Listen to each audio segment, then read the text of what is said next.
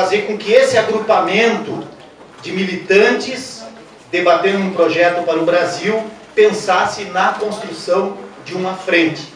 Algo que é um pouco inédito na realidade brasileira, pelo menos nesse último período. Na nossa história, nós, na esquerda brasileira, temos construído nossos partidos e nossos movimentos sociais com a esquerda social, mas é a primeira vez, então, nesse período mais recente, que nós estamos, então, desafiados a construir uma frente. Bom, a partir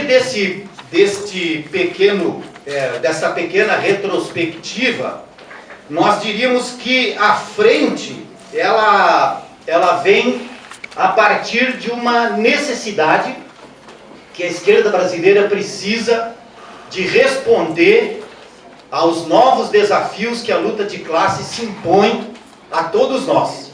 Acho que esse esforço que a Semestre está fazendo, eu queria parabenizar aqui a Semestre, através do Claudir, do nosso companheiro da CTB, daqui do Movimento Sem Terra, da Via Campesina, nossos partidos.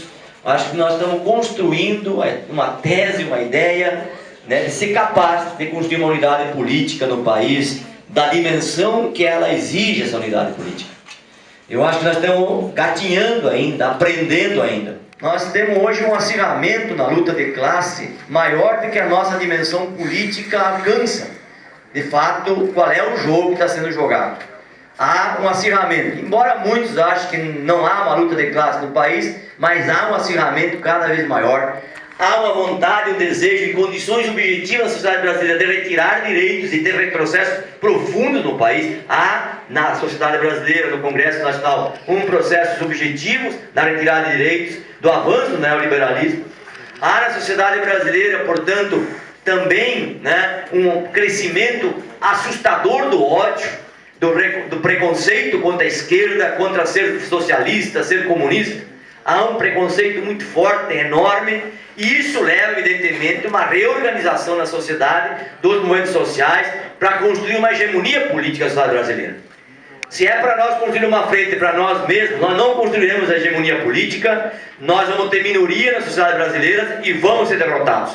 O nosso problema é a esquerda ter capacidade e dimensão de tentar fazer um esforço enorme, de abrir mão das questões menores e pensar numa estratégia política de futuro, de amplitude, para poder enfrentar essa onda neoliberal, esse crescimento do ódio e de derrota da esquerda, não só no Brasil, mas no Brasil, na América Latina e no mundo. Há um processo de recuperação do fôlego do projeto neoliberal, dos neoliberais no mundo e da direita no mundo. Basta olhar o que vem acontecendo, né, em todos os países do mundo e principalmente na América Latina. Nós passamos por um período difícil e importante da nossa história. Mais do que uma crise política, nós temos uma crise econômica, uma crise social em nosso país e combina com a crise política. A crise política nós conseguimos verificar mais plausível para o que é os comentários, mas nós temos que ter consciência que mais que uma crise política, nós estamos em meio a uma crise econômica. Essa crise econômica não será resolvida se nós implementarmos o projeto neoliberal para a economia. Nós, enquanto organizações que compõem a frente, temos que ter consciência que para sair dessa crise econômica, nós temos que enfrentar, fazer rupturas, fazer processos importantes na nossa economia, como é o caso da reforma agrária e quantas outras reformas estruturais que nós precisamos enfrentar, como a reforma dos meios de comunicação e assim por diante. Então isso, na nossa compreensão da Via Campesina, reforça, para enfrentar essa crise política, a necessidade da unificação política. Portanto, a Frente Brasil Popular, ela não pode ser um refúgio para a defesa do governo. Nós iremos defender o governo, vamos defender a democracia, vamos fazer aquilo que for necessário na medida em que a pauta nos interessa. Portanto, nós não podemos nos acovardar perante os equívocos que certamente esse governo está fazendo, inclusive no nosso entendimento, é como está enfrentando a situação da crise econômica em nosso país. Acho que a proposta da frente ela vem também em um momento em que cada um de nós, nossos segmentos, né, das nossas instituições, estávamos pensando a pequeno prazo, ou no mínimo a médio prazo, né? Basicamente sendo levada pela conjuntura, que era uma conjuntura bem turbulenta nesse atual período. E a CMS aqui no nosso estado buscava fazer essa síntese do que os movimentos, buscando a unidade, que eu acho que essa é um fator importante, né? Enquanto nós, militantes do campo, da cidade, preocupados com as nossas pautas, o povo rural com a pauta rural, eu acho que essa necessidade da unidade nos trouxe a pensar e a chegar até a frente, né? Isso também pensando a nível nacional, mas reforçar que aqui no nosso estado, eu acho que é um dos pioneiros. E tem essa representatividade maravilhosa aqui. Eu queria, em particular, agradecer os 52 dirigentes sindicais que estão aqui dentro, homens e mulheres, de 12 categorias, 12 ramos econômicos diferentes. Dizer que é muita responsabilidade a gente participar de um evento desse tipo, porque aqui nós estamos discutindo em que condição nós vamos enfrentar o novo período aí na frente, em que condição política. Eu diria que nós estamos iniciando a construção do período histórico, a partir de todo o aprendizado acumulado até agora, em que condição nós vamos enfrentar a luta de classe no Brasil no próximo período, como muito bem identificou o Milton aqui na sua apresentação, e as falas que me antecederam. Qual é a novidade que tem aqui no último período? Qual é a novidade? Vamos lá. Se tu pega do ponto de vista da economia, o projeto que está em curso no Brasil, começou com o Lula, ele incluiu muita gente. Mas ninguém deixou de ganhar dinheiro nesse Brasil. Alguém deixou de ganhar dinheiro, os banqueiros reduziram, as fábricas foram expropriadas do capital, as terras foram expropriadas, desapropriadas, os prédios urbanos. Quer dizer, não houve, ninguém deixou de ganhar. Então, qual é a natureza da crise e qual é a natureza de querer pedir um impeachment, abreviar e enfim, fazer essas artes que não estão tentando fazer? Qual é o motivo? Se do ponto de vista de ganhar dinheiro, os pobres começaram a ganhar um pouco mais, estava excluído, nem todos ganham, um projeto extremamente limitado, portanto, e atacado com essa violência. É verdade, não se trata aqui de nós criar uma forma de defender o governo. Eu acho que o melhor jeito de defender o governo é questioná-lo, inclusive, profundamente, nas suas contradições e nas ruas. E é isso que nós estamos combinando aqui. Nós não queremos fazer coro com aqueles que querem encerrar, porque esses têm o objetivo de botar os inimigos de classe, porque eles falam que esse programa que está em curso no Brasil é um programa pirata. Um programa paraguaio, com todo o respeito do querido povo paraguaio, que tem que voltar aos legítimos donos do Brasil. E eles falam em alternância, estão nervosos, porque tu observa que no fim do curso eles querem derrubar um ex-presidente. Nunca na história se viu esse esforço danado para derrubar um ex-presidente da República, que está aí querendo o Lula, que é o problema. Então eu queria comentar isso pelo seguinte: a novidade é que, em que pese o projeto que está aí não ter feito fissuras no capital, como a gente gostaria que tivesse feito, para acelerar a inclusão e as mudanças que o Brasil precisa, cresceu a onda do ódio coordenada, não pelos partidos de oposição, porque esse não tem capacidade política, e não é arrogante isso que eu estou falando. Não é arrogância. Eles não conseguem ter o que chama correlação de forças se não for ajudado pela imprensa golpista que assumiu o lugar dos partidos de oposição e está criando as condições de fazer aquilo que se chama alterar as correlações de força no Brasil. E nós temos que botar essa correlação de força no devido lugar. Mas como é que se faz a defesa de um projeto atacando o seu projeto econômico? Ou como se defende o governo questionando sua política econômica? É possível isso?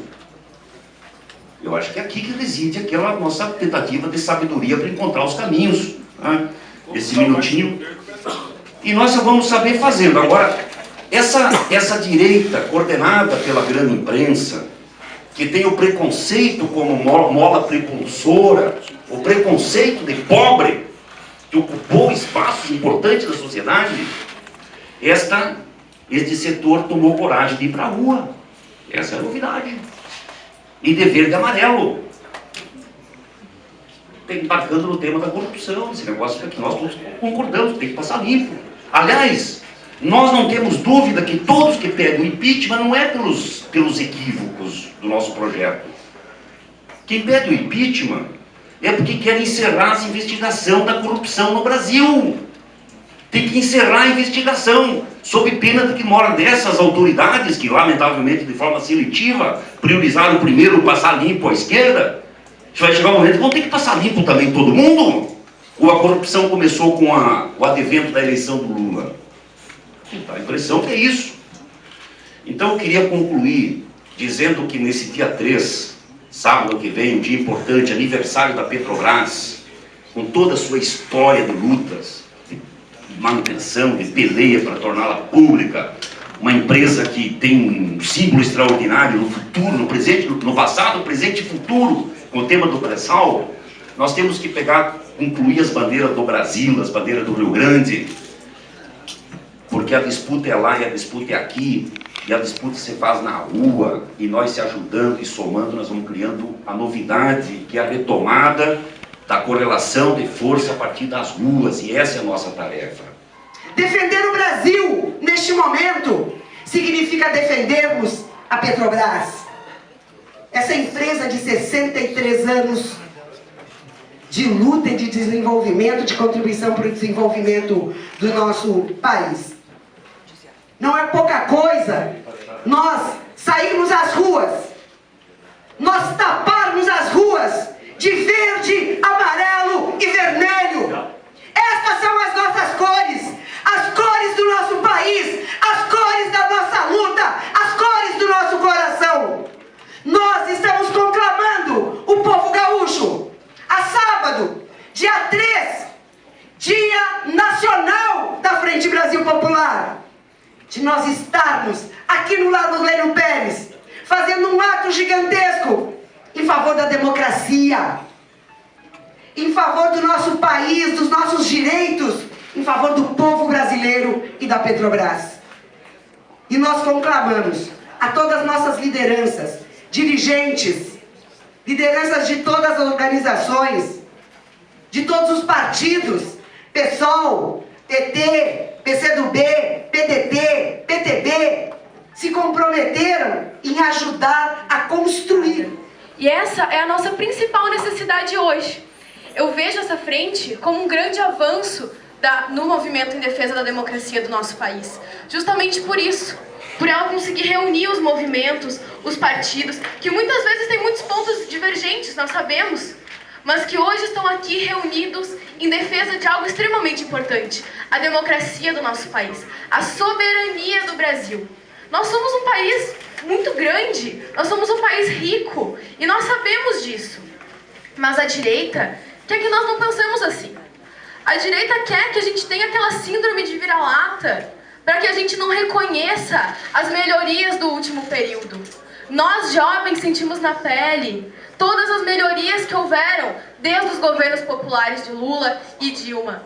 Eu posso dizer por mim, eu sou filha do Reúne, criado pelo presidente Lula, que garantiu diversos jovens na universidade. Muitos jovens hoje estão na universidade graças a programas do governo federal, como ProUni, como FIES, e é isso que nós precisamos garantir. A educação é um dos pontos mais importantes e um dos pontos que mais transformou o país no último período. Quando se investiu em educação, se investiu numa nova geração. E nós precisamos garantir mais avanços, companheiros. Nós não podemos simplesmente aceitar que a direita faça o que está fazendo com o nosso país e que a gente simplesmente defenda o mandato da presidenta Dilma do jeito que está. Para além de defender a democracia e o governo, nós temos que defender os avanços do nosso país, defender mais avanços, defender a Petrobras, garantir o fundo do pré-sal para a educação, garantir para a saúde. Isso garante o desenvolvimento do nosso país.